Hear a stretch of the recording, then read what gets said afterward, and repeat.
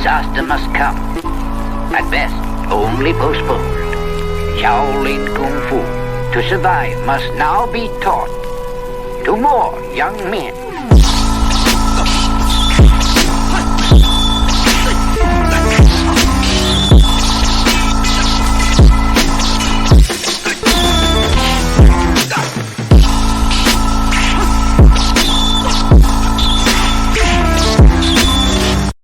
Welcome once again to another episode of Fists, Kicks, and Flicks, the podcast about martial arts, movies, and life. I am one of your hosts, Eugene Plowden, and with me as always, my podcast partners, Joe Harley and Angel Diaz. What's up, fellas?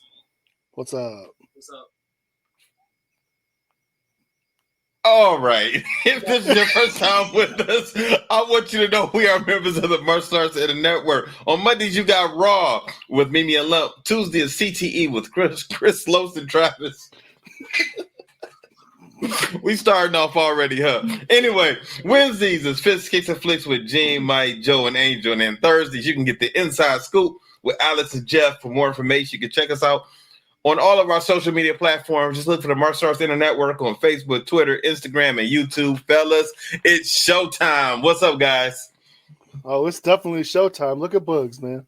Damn, well, I should not be looking at Bugs right now. Like, why are you putting on a show for us, Bugs? Bro, I swear to God, as soon as Trav clicked the music, my shirt just ripped. Like, I swear to God, he clicked it. That's why you heard me say, "Oh, damn, bro!" Like, it literally just it's terrible.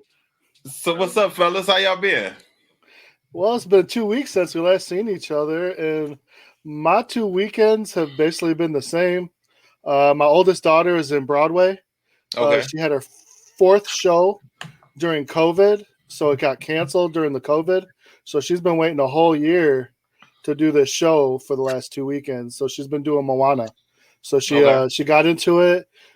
She took on some speaking roles this time around. Usually she's just in the background singing and the ensemble. Mm. And you know what? I'm so proud of her. She did a great job. She was fantastic, and she killed it. So I'm really happy for her. And although I'm really, really sick and tired of Moana right now, I'm happy for my girl. So there you go. We had a good time with it. Yeah. So there you go. How you been doing, Books? No, I mean, I ripped my shirt. I must be angry. It's ridiculous.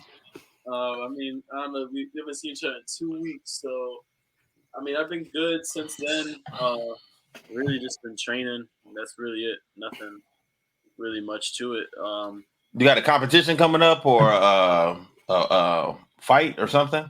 We got Diamond Ash. Oh, yeah. Okay, you got Diamonds. Yeah, that'll be a good one. Yeah, so I've been training for that. It was actually cool thing. It was cool yesterday, man, getting out to VFT, being in the building, watching virtual fight tour. Got to see our brother Chris Walker put in some work. He did awesome. Then I got to see one of the young boys I work with, Ezekiel Pena. Man, he fucking killed that shit. So it was amazing. Awesome job. So, and then I got to see John Curatolo, my teammate. He didn't pull away with the win, but 15-11. That was a good score. He fought really good. So it was good, man. I got to see Carlos. Carlos don't smile, man. Carlos does not smile. Like, he is a, stoic person. Like, you know how many times I went up to him? I was like, oh, gee. I was like, you know, it's crazy. You know, I got a funny story about Los. It's about another martial artist, right? I was here in Michigan competing in the tournament, and I was at the tournament. Now, I haven't seen Los in it has been a few years. I haven't seen him, face to face. So this guy I thought resembled Los a little bit. So I spoke to him. I said, "Hey, what's up, man? How you doing?" And he was just gave me the head thing, the head nod, like, "What up?" And I'm like, damn, me and Lopes got beef or something? Like, did I do something? I say something wrong to him, whatever. So I'm looking at him the whole time, and I'm getting to thinking, like, why, this is a local tournament. Why is Lopes even here? Like, why is he at a local tournament? I saw the guy talking to my uncle, and then later on, I said, oh, that's not Lopes. He just kind of reminded me of him. You know what I mean? It's crazy. We're at the event, and I'm like, Los, and I don't even call him Los. I just call him OG because that's just my OG. So I'm OG, like, you good? You all right? He's like, yeah. Why? I'm just like, well, damn. Why? You got a problem? And he's like, no, I didn't say it. I didn't say nothing was wrong. I'm like, all right, then cool. Then we're sitting there and we're watching the fights. I go, am I gonna see you get in there? He was like, don't nobody want that problem. I was like I'm like, but then towards the end, he's like, I don't know how, but OG is just sitting there. He was sweating bullets. He was just sweating, like going off. And I was like, man, these fights must be getting to him. He must be like feeling the intensity. So I was like, OG, you good? You all right? Can you see? He's like, I'm just watching the fights. I'm like, all right. I'm like, man, like OG in that mode, he is a whole different type of mode, man. But it was cool just being with Chris and Carlos and just laughing it up and talking. I got to see Mimi, so that was dope. Me and Mimi were cracking it up. She was killing it with her sock game out there. So yeah, it was dope. Okay. All right. Cool. Myself also, man, I just been chilling, man. Hanging out in Windsor a lot, doing my thing. Also last week, we all like kind of, bumped our heads when it came to scheduling. That's how come we didn't have a show last week. Because Trav was in town and my cousins wanted to get together with him before he left and flew out to Seattle. So we had a family cousins night, Sunday night. We all got together. And hung out, had some food, and then Books, you had a lot of stuff going on Tuesday and Wednesday, so we weren't able to record then. So we're going to do this movie this week, the movie Ninja. What did you guys think of the movie? Honestly, we should have done this before Ninja Assassin. Why you say that? I feel it's similar movies, and Ninja Assassin was better. Yeah, okay. Well, so I didn't hate this movie. Don't get me wrong. I'm just saying, in retrospect, I borderline hated this movie. I borderline hated it. Yeah, I picked the movie just because it was close to Ninja Assassin, so I wanted to see. Like, I figured it would be a good comparison. We can compare it to. I remember you saying that, Books, and what I was thinking as I was watching the movie, because I remember you saying both of these movies, Ninja and Ninja Assassin, both came out in 2009. Yeah. But Ninja, to me, did not seem like it came out in 2009. This seemed like a movie that was made in the 80s for some reason. Like, it had that 80s feel to it. Did you guys felt the same way, right? Yeah, I did. I did. I really did. Okay. Except for, like, the ninja at the end. He was a little bit more futuristic. The bad ninja, he was a little more futuristic. Yeah, man, he looked like Snake Eyes to me. He looked like Snake Eyes mixed with Batman. That's what the costume reminded me of to me. Like, I was like, hey, and another thing about ninjas, like, Hollywood don't think too much about ninjas, because ninjas are always they're not as badass as you would think they would be. Like, when they make these movies, like, think about them. The ninjas in Three Ninjas, those other ninjas were whack. Okay, the foot soldiers are whack. These are the happiest, nicest ninjas that I have ever seen. They're training. They didn't even seem like they were training to be assassins or ninjas. They were just training. They were just martial artists to me. Yeah, it was just training for fun. Oh man. So I mean, the movie was watchable. It was just a couple things that was just kind of took me out of it a little bit. That was just, I don't know. Like I said, like, by this movie, I guess I kept it in my mind that this movie came out in 2009, but it just didn't have a 2009 feel to it at all, And honestly, it didn't even have the feel of a major film. This kind of seemed like something that would have been, I don't know, like, was it a major film? I thought it was straight to Netflix. It wasn't a major film. It was a B-rated movie. Yeah, but to me, this to me seemed like a film that would have been made by someone who was in film school. It didn't feel like a major movie to me. That's what I meant when I said that. But I took a look at the budget. The budget was $10 million. Dang. I mean, $10 million. Scott Adkins. They spent it all on costumes or what? I don't know. I don't know. Yes, that little probably the cult their costumes, because that was just absolutely ridiculous. Did they even explain that? Let's just jump right to the movie. Okay, so it starts off in Japan, and we get a quick little history lesson about ninjas, their purpose, and they were assassins and mercenaries, and there are these weapons that were used by the ninjas that I guess this ninja clan decided that these weapons were going to be sacred, right? And I'm assuming.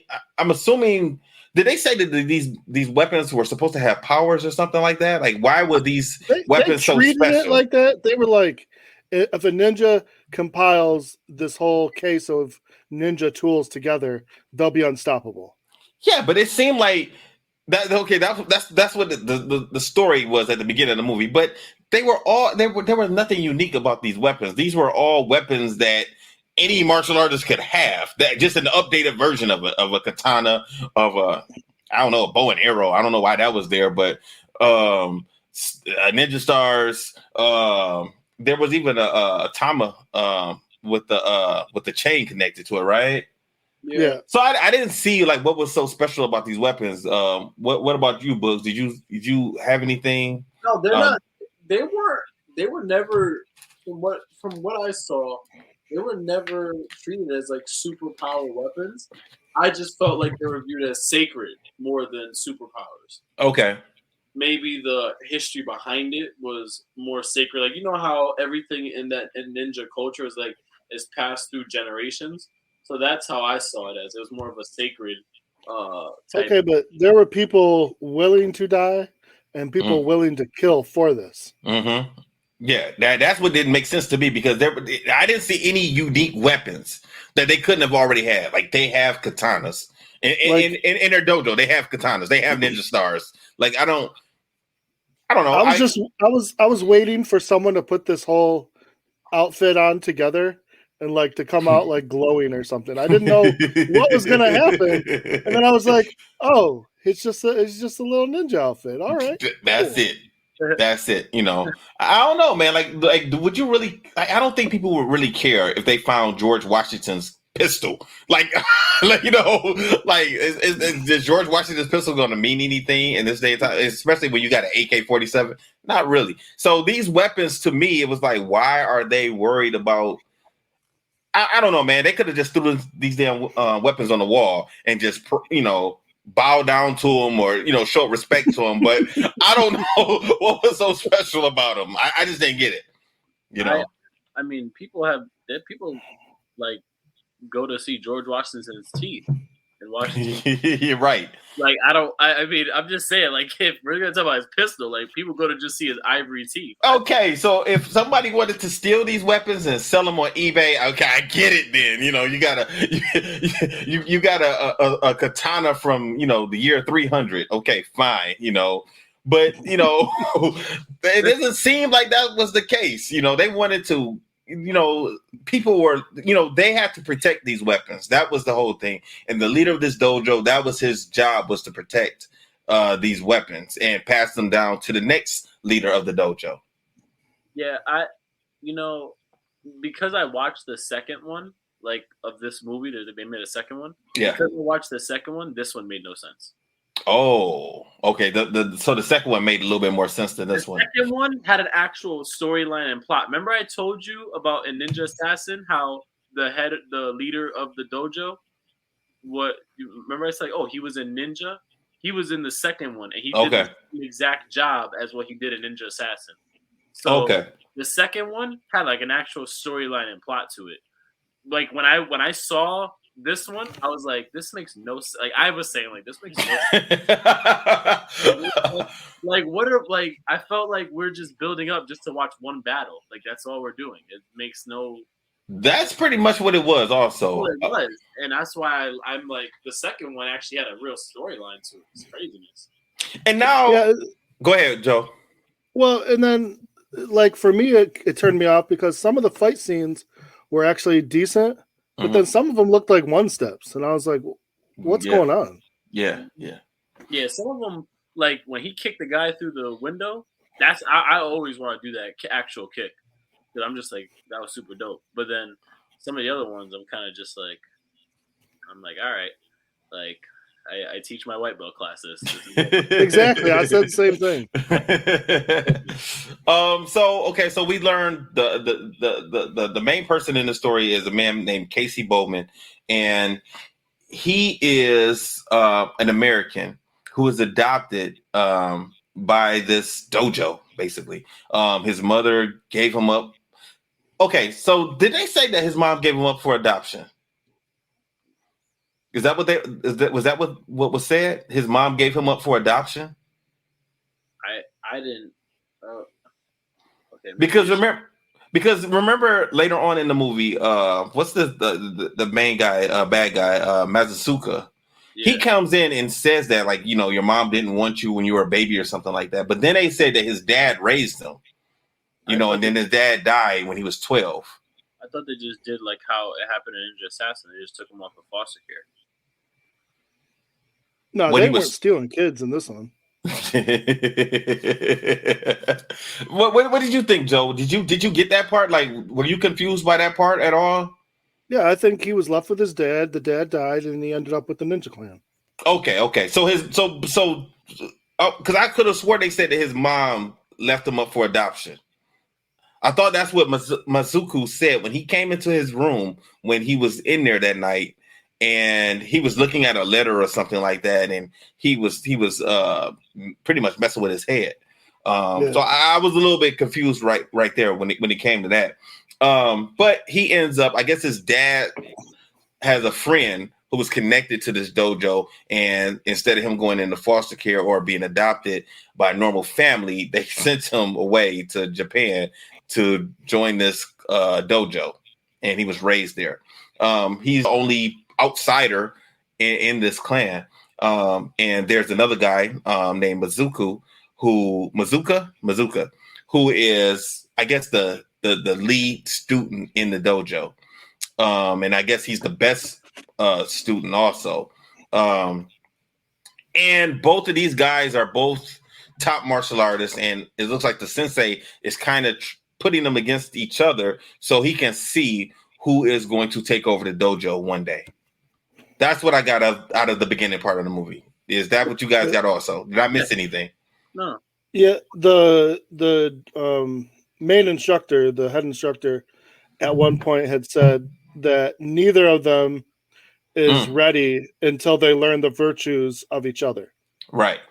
Like they each have something that the other one needs. Right. Now, Mazuka, for some reason, he seemed to have a problem with Casey.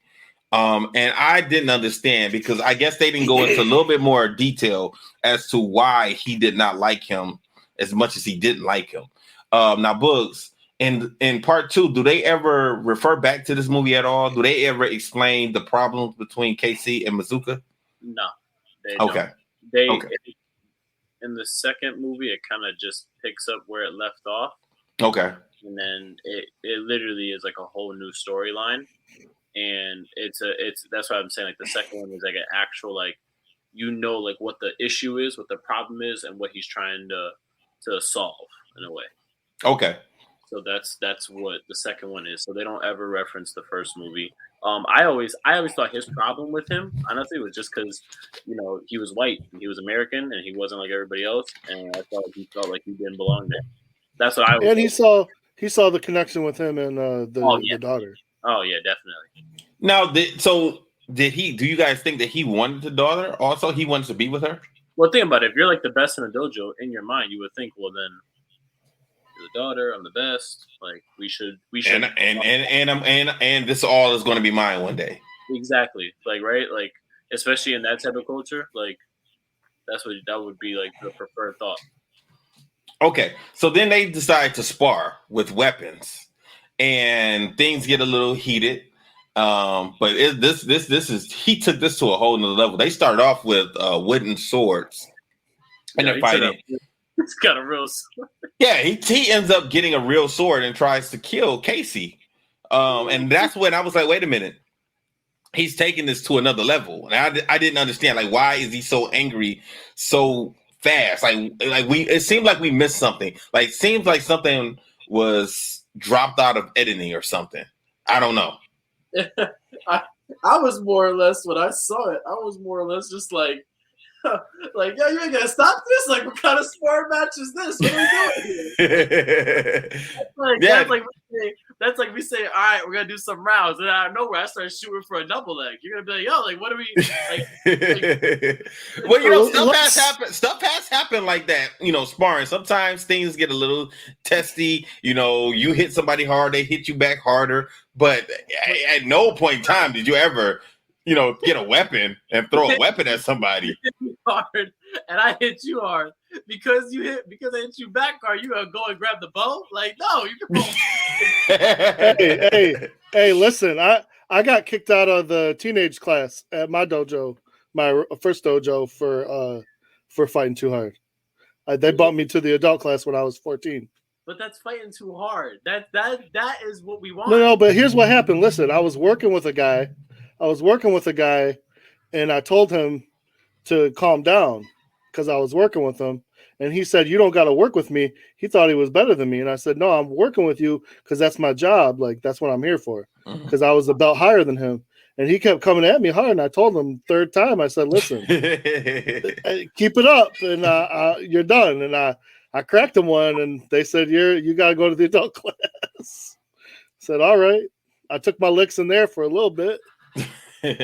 Well, I mean, like I said, man, that type of stuff happens. But this, like, Mazuka gets a sword and throws it at Casey, and then that's when the other ninjas in the clan and the instructor, they try and break it up, and he's fighting the other ninjas, throwing them around, and then the sensei yells at him and pretty much bans him for taking things out of control. Now, also earlier the night before, Sensei warned him. He already saw the conflict building between Mazuka and Casey, and he told him, like, look, if anything happens, this is going to be your fault, So he already knew. So I didn't understand why he took it together. My whole thing was, if you know there's a conflict, why would you still place them together? Like, you know what I mean? I mean, they're martial artists. They got to be able to control themselves, their self-control, right? But that's what we do. That's what we preach, right?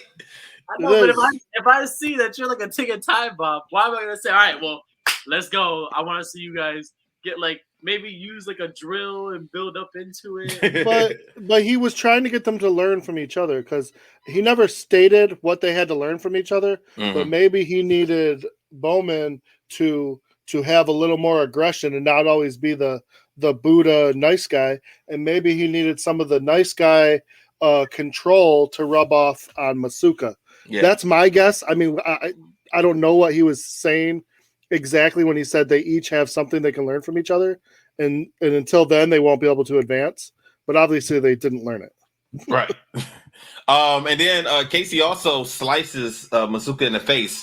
And they give him this scar, right? And I thought this scar meant something. I thought this was going to have a bigger meaning or something just about how it was done. And it was nothing. It was just a slice. That's it.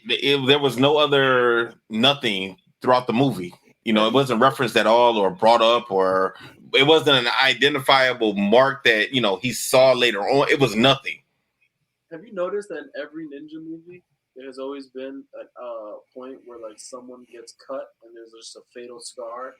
Oh, yeah. I guess maybe that's why they had to have it. They said somebody got to get sliced. 3 ninjas with the little kids. The last one, when they went to Tokyo, the guy got cut, and then that's why he was trying to kill the grandfather. Mm-hmm.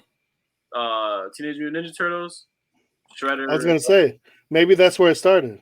Yeah, and then after that, what was it? Ninja Assassin. He gets cut. Like, that's like such a trend. Like, it has to happen. It makes no sense. Hey, Gene. Yeah. Just to check where we're at. Temperature check. Ninja, better or worse than Ninja Turtles?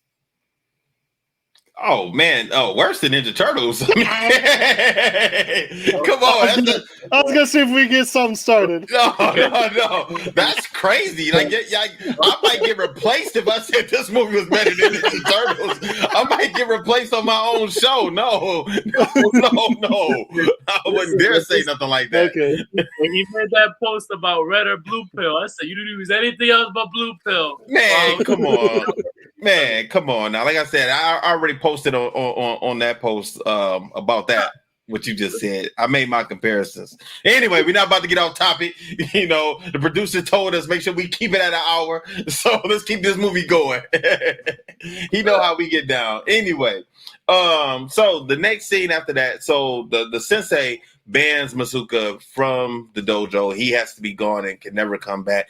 Mazuka has a moment where he kind of flips out and screams and has a little temper tantrum. And then we see some time has passed. And now he is in New York. He is working now as like a contract killer for this organization called Temple Industries.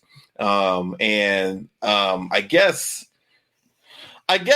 they're like a cult because we see them with these robes on and we see them branding people. None of this is ever explained. Who these guys are, if they're world leaders, if they're bankers, we don't know. We just know that they are people who don't want a merger to go through between these two Russian companies. So they end up sending Mazuka. We know it's Mazuka. They end up sending him to Russia to eliminate these guys and stop the merger from happening. He goes in, he wipes out both sides. One guy, he slices across the neck. This guy still manages to come outside. Instead of falling out there, he decides to come outside and show the world that he has been sliced, and then he falls down dead in front of all of the cameras and stuff. What did you guys think of any of this? The Temple Industries, Mazuka being a contract killer now, wiping out this Russian industries businesses. Go ahead, guys. I wish they would have expanded on that because that could have been where the storyline could have went, and I felt like they just never expanded on it, and it was left for us to make the assumption of like what he's doing and how he got there. But I feel like if they would have started off with that and then build upon it, we would have had a better movie. Yeah, okay, for sure. Yeah. And it was just real dramatic, of course, at the end there. Like, you get your neck sliced. I don't care if you're holding on to it or not. You can't make it 2 minutes outside. Yeah. 2 minutes. Like, think about that. 2 minutes. Man, you bleed out before the fifth step. That's what I'm saying. All of that seemed corny to me. Like them with the robes on, like showing them as a cult. I didn't understand. It seemed like something that would have been on Power Rangers. That's what they seemed like Power Ranger villains. It seemed really, really corny to me. All right, next scene, we see Mazuka. He ends up coming back to the dojo. I don't even know why he came back. Do you guys know why he came back? There's a ceremony getting ready to go on. He comes and interrupts it. But I didn't like. He knew that he was not going to get these weapons, so I didn't understand like what was the purpose of this. He thought he was coming back to get what he was owed. Did he really think that? Did he really think the Sensei was like, "Oh yes, I forgot about you"? No, but I think he thought he could convince him, and then if not, he was just going to take it. I mean, because they told him to go away. And he said you'll regret it, and he told everybody, like, all the other ninjas that were standing around, that they will regret it. And he just kind of walked away. Like I didn't see a purpose for this scene either. It could have been written better, is what I'm saying. Anything you got? Anything about this books? Anything? I just felt like I'm using it just based off of the scene before. He just killed someone. He's probably been doing that. So I just felt like to him, it was more or less like, I'm going to come there, you're going to give me what I want, or you're going to be my next victim. And I feel like that's like he was just running off of that, high or adrenaline rush or whatever you want to call it. We don't know how much time has passed in between, but yeah. I'm just saying, like, if we're going to go off like it was just this scene and then he goes into that scene, he's probably like continuing that momentum of like, I just killed someone, like you could be the next one. And think about it. He's going up against his sensei, so he's, you need some confidence to do that. You need some big, robust balls. So the sensei realizes that Mazuka is about to be a problem, and he decides to send the weapons away to New York. So there's a professor in New York who's a friend of his, who has a vault at a university, and he is going to send the weapons there. So he sends his daughter, he sends Casey, and he sends two of the other ninjas along to accompany the box that has all of the weapons in there, and they take it to New York and they put it in this vault. I really don't like how like everybody makes New York out to be. because like you swear to God, we have ninjas, we have big green ass turtles walking around, we got a cult, Jason. Like New York was everything. It's just nuts. Like Man, it's that's crazy. why it costs so much to live there. Like never know what you'll find out there. So, all right, that's the off topic. But Gene's never been to New York. Nah, I've never been. So imagine if Gene goes and we're like, yeah, we'll meet you, and then we show up and you're Splinter and I'm freaking Raphael. Why do you want me to be fighting you guys in New York City? Gene's gonna turn back around and he's gonna turn back around and get on the plane and be like, I'm out. You know what I'm thinking? He'll look at you, Joe, and he'll pull out some hot sauce. Like I just don't understand it. Like, you know, New York seems like a very, very crowded place at all times. Like I don't have patience to be waiting to walk inside of a building. I don't have. It just seems like there's just a lot of massive people, horrible traffic. I'm not interested in doing the subway thing. I don't know, man. I got family there. I might come visit, but I that's not a place I could live. Long term, like no, I couldn't live in New York. Nah. Term, don't live in New York. Don't do it. No, I couldn't do it. So now the next thing we see Mazuka, we see his house, I guess, his hangout, and we see his Batman cabinet because he has his uniform in there, he has his outfit, and he has all of these weapons, all these super weapons. And when I saw that, I said, why does he need those ancient weapons if he has all of this? He has the skills. He's holding on to tradition, Gene. He's holding on to tradition. I just don't, man. I don't know. I just never had anything like that. Like I wanted to get back. That's the ninja way. That's what they do. Okay, but here's my thing. Why? What? Okay, so he's all about the old ancient weapons and tradition and everything, but then like he keeps turning out the lights. And he puts on night vision goggles. Like, I thought your senses are supposed to be heightened enough to, why do you need those night vision goggles? Yeah, these ninjas were something. I think these were the white belts of ninjas. I think that's what these guys were. They did. About that. Yeah, these guys. So he gets his gear on, and then he goes back to the dojo, him by himself, and he pretty much beats up all of the other ninjas who come out to try and stop him. So obviously he's a lot better than them, which I understood that, but like they didn't stand a chance at all. The only person who did stand a chance was his master, the sensei, because the sensei said, "I taught you everything that you knew," but he was still mad that he felt he deserved to have those weapons. So he was there, and he eventually kills the master. Now, what he ends up doing, they explained this a couple times. Well, they explained this earlier in the movie. Ninjas have found a way to come up with a poison, and they only know there's only one antidote for this poison. So he puts it in a dart, and he'll shoot it out at someone, and it sticks them in the neck, and he'll show them that that he has I don't know antidote for it, right? So he does this to the sensei, but then he cuts his sensei's head off. So why? He couldn't wait. No, I think he thought, okay, I'm gonna give you a chance to tell me, and now that you're gonna die, and the sensei was stubborn and like, no, I'm not gonna tell you nothing. And so he's like, fine, be stubborn, cut his head off. Yeah, the sensei was about to die anyway. Like everybody who gets this dart shot into their neck, only one person seemed to survive for a long time. And that's at the end of the movie. But everyone else seems like, they got a good 10 seconds after they get shot with that poison and then they're dead. The sensei, for whatever reason, he gets his head cut off. Now, after that happens, the phone rings, and it's his daughter. What was his daughter's name? Miku? Yeah. I believe Miku. No. Yeah, it was. That was her name, Miku? Okay. She calls. And it kind of, I don't know why I was surprised to see that the sensei had a phone. Like he had an updated phone. Like I was surprised to see that. I don't know why. I don't know what I was expecting him to have.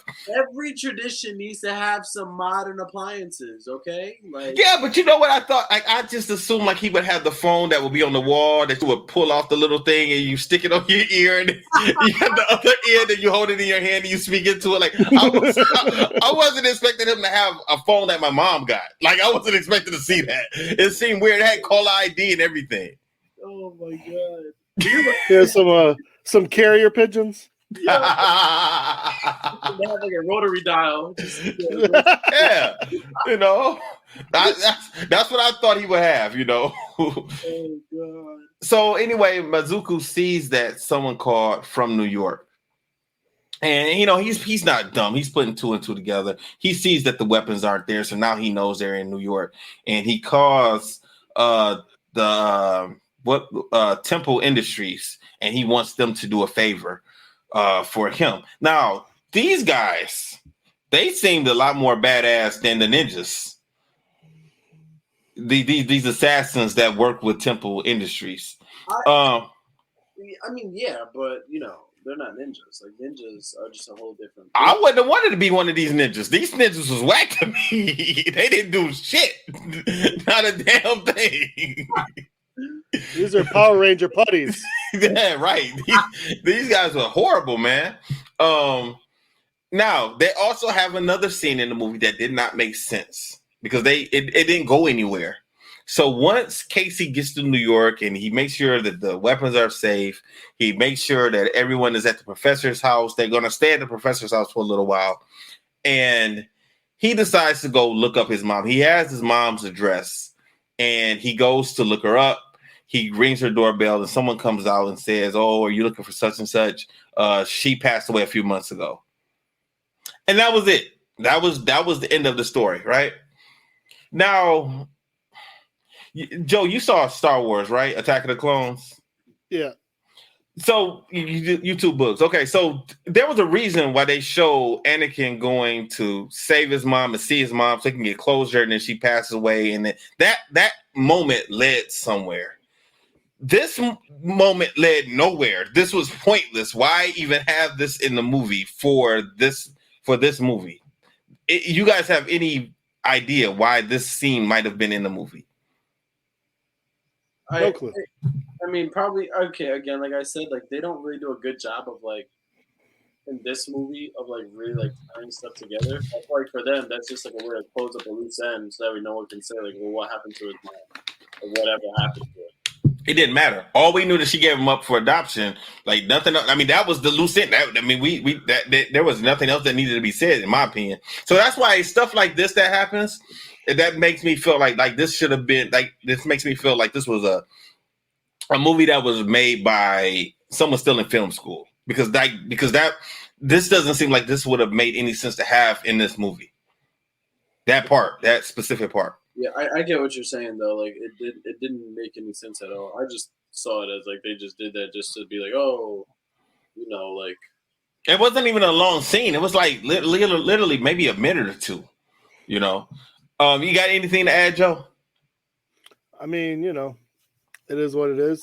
What if he would have shown up and mom was a ninja? I mean, I don't know. Would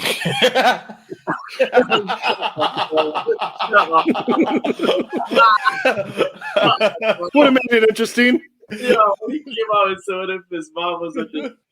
Then I would have been interested. I actually would have been interested then. Like, see? Oh shit. I'm not even in film school. I'm already writing butterflies. She could have been their backup. That's what could have happened. Yeah. So Casey goes back to the professor's house, and that's when the contract killers show up for Temple Industries. And these dudes are some badass killers. You know, they came in and just shot the professor in the head. And then they just start shooting away. And like I said, man, I was watching the movie and I'm like, wait a minute, these guys are attacking ninjas. Like any other movie, like ninjas are badass. These guys are like running and ducking and hiding and trying to fight, but are getting shot up or beat up. You know, they made ninjas look bad. I feel like those ninjas, it was like their first any kind of action. It was their first outside of the dojo. You know what I'm saying? Like they weren't practicing this time, and they got some real action, and they failed miserably. Oh yeah, they failed because they died. So yeah, they definitely failed because they got wiped up. Except for Casey and Miku, they survived. But like I said, like I was watching it and I was just thinking, like, okay, like you guys should be handling. These are just guys with guns. Like you guys are ninjas. Like you guys should beat them up, take the weapons, do all types of stuff. You know, I mean, there were all different types of things in this professor's house that I would have thought they should have been able to use to fight against these guys. And yeah, you know, that's the other thing that I was going to say about this movie. Like, as far as ninja go, their hand-to-hand combat was terrible. They always needed a sword or some kind of weapon to almost be worth a damn. Yeah, you know. So they ended up getting away. They're running away while, you know, being shot at. And the police eventually come to this apartment of this professor, and they end up leaving their passports. I said, okay, so if the police have their passports, they should have their luggage. They should have the other two dead guys' passports and luggage also. So they should have put it together that these people were not there to kill the professor. You know, that didn't make any sense to me either. But now the police are looking for them. So now they are considered armed and dangerous. Yeah, lazy police work. Extremely lazy. So they end up hiding out. They end up going into a motel. This was one of the funniest scenes in the movie. Actually, this was the only funny scene in the movie. They go to this hotel and to get a room, and there is a prostitute in the room and her John, and the manager of the hotel tells them to leave and let Miku and Casey stay in the room. Like the bed was still all torn up. Well, not torn up, but the sheets were all over the place. And I was like, wow, like, damn, like they gotta stay. That's just disgusting. They gotta stay in this damn room. And after they know what just happened in this room. Well, the manager was treating them like, you know, it was their turn. Like she was on the job and he was the John. I didn't think of that. Shit. That's exactly what he was saying. He's like, whatever, go for it. It's your turn. Wow, I did. Okay, yeah, you're right. I didn't even put that together. So then they get in the room and they go and stand in the shower. Did you guys see that part? Yeah. I was like, why are they just standing in the shower? Because she was crying because she just assumed that, okay, well, he knows that the weapons are here. That must mean that my dad is there. So she was crying and he was consoling her because of that. Now, Mazuka is trying to get to New York, but he can't get to New York. All of the flights are full, and they are trying to, put him on standby. Well, what he ends up doing is he ends up seeing someone else who is also going to New York, and he ends up, shooting them with one of those darts, and ends up taking his glasses and taking his boarding pass and his passport. What are the odds? That dude looked almost damn near. What are the odds? Yeah, I don't know. I'm not touching that. I'm not touching that. Not this. Nope. Not I said the cat. I'm not touching that. When I saw that part, I was just like, I was like, you're gonna now make me wonder, like, was that his like twin? Like, what's happening here? Like, yeah. Moving on. Moving on. Next scene. So the next scene, they get up. Casey and Miku, they get up in the morning, and Miku decides that she wants to go get something to eat for them. So she gets a couple of coffees and some sandwiches. She goes over to a restaurant. Now, all of their... I thought it was a cafe. Okay, cafe. Whatever. A place that had food. They end up going over there, and the person that took their order recognizes them because for some reason, their picture is in the newspaper. So they're wanted by the police. And we eventually find out that this guy is part of that cult, the Temple Industries cult. I don't know. That whole group should have just been left out of this movie. This should have just been about Mazuka chasing them down, trying to catch them, and he had his own group of ninjas who came to New York with him. That would have been better to me. This whole Temple Industry thing just seems to, bring it down a little bit, and it just made the movie seem more corny than what it needed to be. You guys got anything else? I just know that if I was the owner of that cafe, I would have been pissed. That's all I'm gonna say. Yeah, because a fight breaks out in there. Go ahead. I said I would have been pissed. Well, it's his own fault. I mean, he called his friends, and they came in, and of course, they're shooting at them. That's another thing. They're shooting at them, but they also said they're supposed to take them alive. I didn't get that part either. Why? They're literally shooting crazy at them in the cafe, in the streets as they're running away. And I don't know, man. I don't know. The writing was just really, really weird to me. Go ahead. You guys got anything? No, it was just terrible.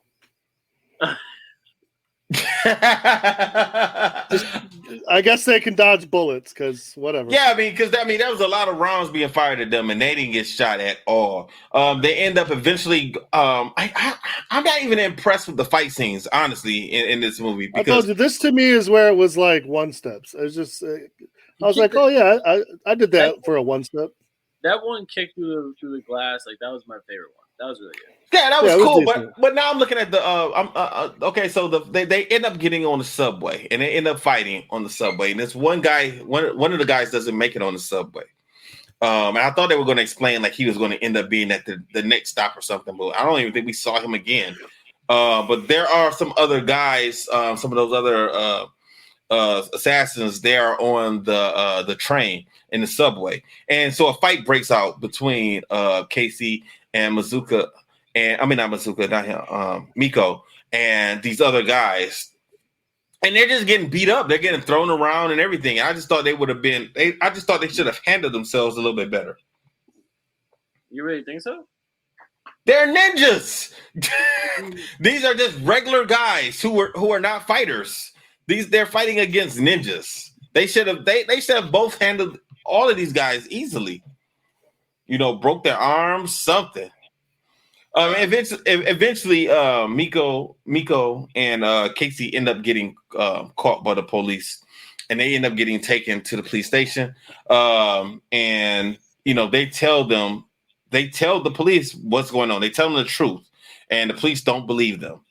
And they tell them that Mazuka is coming for them, and they don't believe it. He does end up showing up at the police precinct, and he's wiping out the police officers also. He turns the lights out, and he's doing like what Bug said. He has his night vision goggles on, and he's wiping out the cops easily. Go ahead, Bugs. It's nothing. I'm saying like it was. And what gets me mad about all that? This is what gets me mad. Is that I get it. If someone's warning you, you're not gonna believe it. No, be quiet. You're just trying to get out of it, and this and that. But as soon as the light shut off, I felt like that's all right, let me know about this guy. What should we expect? It was too late by then. Yeah, they should have known something when they told Mika that her lawyer was there because they knew that she was from out of town. Yeah, that she had not placed a phone call. So how would her lawyer miraculously show up? The police should have known something then. He had a good feeling. And then Casey, did you like how he escaped? How he got out of his he was chained to the table with his handcuffed. Yeah, no. and, and he ends up getting free. He ends up turning the table over and loosening the lug nuts or whatever, and he ends up getting free. If only it was that easy. Every other guy would have watched this movie and tried. Exactly. Just say it. And nobody seems to be scared of Mazuka also, even though he is in the police station with a sword and this ninja outfit. None of the police officers are shooting him down. They didn't get a chance to. Well, I mean, they're approaching him with guns, but yeah, anyway. And you guys got anything else to say? I mean, it's pretty much just fighting after this. There's nothing else really happens. It literally just goes run down the book of like they're just fighting and just now it's just different environments that they're fighting in. That's all. Yeah, and then I absolutely hated the part where Mazuka jumps off the building. All of a sudden, this guy has a skydiving thing on. Yeah, like a flying squirrel suit. Yeah, and he floats away. He floats down where did he get that? Bro, He didn't press a. Bro, Morgan Freeman helped him. He was working. No, he was looking at Bruce Wayne Towers. He went to the. he got it on eBay. Listen, I'm not gonna lie to you. I forgot about that part. So when I watched it, I literally was like, "What?" And I had to like rewind it. I was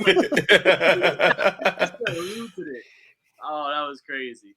Yeah. So Mazuka ends up getting Mika, and he ends up telling her like, "You got an hour to tell me where the weapons are." She doesn't want to tell him where things are. Now. Casey did save one of the police officers' lives, the one that was interrogating him. So now this guy knows that him and Mika were telling the truth about Mazuka. Casey eventually ends up going to the university, and he gets the old weapons out of the vault, and he puts on the uniform. Now he has all of the old stuff, the old uniform and everything. And then he ends up going out. He goes to Temple Industries. He gets the leader. I don't even know the leader even has a name. I don't think we've ever heard his name. And he ends up getting Mazuka's phone number. He calls Mazuka and lets him know that if he wants the weapons, to meet him at a particular place. And then, so Mazuka ends up showing up. They end up fighting. During the fight, Mika ends up getting shot in the neck with one of those darts. So now we know that she's about to die. Now, she's the person I was talking about earlier, because everybody else who gets shot with this dart, they die within 10 seconds. She was able to last their whole fight before she didn't even get a chance to die, really. She was training for this her whole life. Huh? She was training for this her whole life? Yeah, like in case she ever got shot with it. Yeah, so she ends up getting shot. Miraculously, for some reason, the antidote is in the katana. Well, they said that. What? First off, what did they call that whole outfit? They had a name for it. I don't remember what the name was, but they said that all of the stuff together. Yeah, it was called. I have it here. Just give me 1 second. Go ahead. What you're saying, Joe? They said that it has the power to heal, so he had to figure out like how that was. So of course, it's not mystical. It's a vial that's a part of the sword. Was it? Yeah. And it was the poison antidote. Which, by the way, okay, I get like that idea and concept. But they said each ninja's poison is unique to that ninja. Yes. So to say that you have one vial that cures all is kind of like, okay, so you just contradicted yourself. Yes, I noticed that also. And this was everything was called the Yoroi Bitsu. Okay, so yeah, they said that has the power to heal. That's how I figured that out. And he saves what's her face from dying of poison, who's been trained her whole life not to get poisoned. Now, Casey ends up stabbing Mazuka in the body The sword go. We see the sword go through his body, comes out. So when he finds the vial, he just happens to find a vial of antidote, and he gives it to her. She starts to get better, and then also Mazuka is starting to get up also. And Casey goes over to him, and he's looking at him, and then he just decides to cut his head off. I'm assuming he cuts his head off because that's what it kind of sounds like as we hear the sword swipe, and then we kind of hear a couple of thuds. And I just assumed that he just, killed him. He murdered him. Now, while all this is going on, while they're fighting, there's a police helicopter above watching everything. And I thought, well, Casey's going to go to jail. He just murdered somebody in cold blood. Like, this guy was down. And he went over and just cut his head off. That should be the end of him. But no, the police were nice to Casey. And they told him and Mika that they needed to leave and pretty much never come back to America. Pretty much. Anything. That's pretty much the end of the movie. That was it. Nothing else to say. You Pretty much. Yeah. What are we rating it? We got a rating? Yeah, I got to rate it. I guess I go first. I'll give it a D+. I'm going to give it a D+. What about you guys? I'll give it a C-. Some of it was okay. Some of it was watchable. So I'll give it a C-. I'm on the same thing. I'm doing C-. Okay. Like I said, I could watch the movie anytime. I just probably wouldn't make it a go-to movie. So you said the second movie is better than this one, right? Yeah, it is. The second movie has an actual storyline and a plot to it. Okay. So this movie is on YouTube. So if you guys are interested in watching it, I don't suggest you get it on Amazon Prime or anything like that. I will watch it free on YouTube. I think it's also on some of those other ones like Pluto TV or Tubi or something like that. I think it was Tubi. Yeah, I would have been pissed if I watched it on Tubi because you have to watch the commercials. I would not have wanted to watch the commercials while watching this movie. I would have been pissed. So what's next? What's next? What's the next? What are we watching next? You guys want to watch the second one? Fuck it, I don't care. I don't care, man. I really don't care, man. For you, I was gonna be like, yeah, we'll watch the second one. It's gonna be a good. And once you said I hated this movie, I was like, I'm just gonna keep my mouth shut. I mean, I already watched this one. Might as well watch the second one. I seen the second one all over the place. Every time I was looking for this movie, the second one kept coming up. So the second one, in all seriousness, the second one is better. Like fight scenes are better. It's the crazy thing is though, like you'll see some similarities to the first one though. Not in terms of the storyline, but like in terms of like certain fight scenes or like the way they like literally created the environment for a scene. It's very similar to the first one. Like some of them, not all of them, but some. How many movies were there of this? Just this one and two. Okay. So yeah, he doesn't. Scott Adkins usually doesn't do like 3 movies. The only one he's ever did was like The Undisputed, and that's it. But yeah, no. So this is this one. The second one is better, in my opinion. It's better. Joe, are you okay watching the second movie? Sure. You watch the Hot, the Cold, and the Vicious. We go watch. Oh, come on now. That had a better story than this. What is better, Ninja or American Ninja? It's funny you say that because I was just sitting here thinking that after we did this, I just literally 2 minutes ago just thought that. I don't know.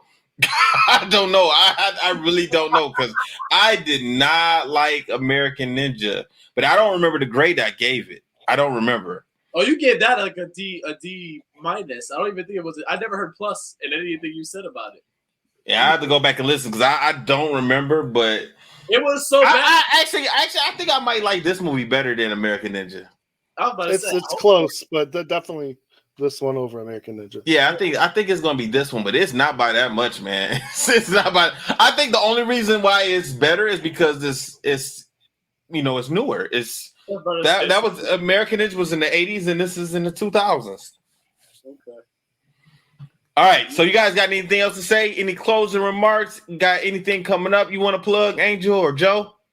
I do actually. September is Childhood Cancer Awareness Month, so that's something that's obviously real near and dear to my heart. For those who don't know, I have a child, my youngest child, Aiden. He had leukemia when he was 3. He is free and clear right now. He is in remission. Good. So go look on.